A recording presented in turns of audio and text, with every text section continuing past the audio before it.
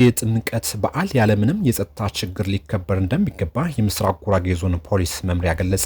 የምስራቅ ጉራጌ ዞን ፖሊስ መምሪያ የጥምቀት በዓል ያለምንም የጸጥታ ችግር እንዲከበር ከሰባቱ መዋቅር ፖሊስ አዛዦች ጋር የውይይት መድረክ አካሂዷል። የጥምቀት በዓል የክርስትና እምነት ተከታዮች ባህላቸውና እሴቶቻቸውን የሚያጎለብቱበት፣ እርስ በርስ ተቻችለው በጋራ የመኖር ልምዳቸውን የሚያዳብሩበት ትልቅ በዓል ነው ሲሉ የምስራቅ ጉራጌ ዞን ፖሊስ አዛዥ ምክትል ኢንስፔክተር ሙሰማ ጀማል ገልጿል። ይህ በዓል በሰላም ተጀምሮ በሰላም እንዲጠናቀቅ እንደ ፖሊስ የሶስቱም ከተማ አስተዳደርና የአራት ወረዳ ፖሊስ አዛዦች እቅድ በማውጣት እየሰሩ መሆናቸውን አንስተዋል። እንደ ምስራቅ ጉራጌ ዞን በርካታ ጸጉረ ልውጥ በየአካባቢው የሚስተዋሉ በመሆኑ ለዚህ አስመልክቶ ከቁጥጥርና ክትትል ከማድረግ አንጻር ስራዎች እየተሰሩ መሆናቸውን ጠቁሟል። ወጣቶች ለአላስፈላጊ ሱስና የተለያዩ ችግሮች የሚዳርጉ ሽሻ ቤቶች ከሮንዳ አጠባበቅና ከመብራት ጋር ባሉ ጉዳዮች ላይ ስራዎች እየተሰሩ መምጣታቸውን አንስተዋል። የጥምቀት በዓል ያለምንም የጸጥታ ችግር ተጀምሮ እስኪያበቃ ድረስ የዞን ፖሊስ አመራሮች የወረዳና የከተማ ፖሊስ አዛዦች ጋር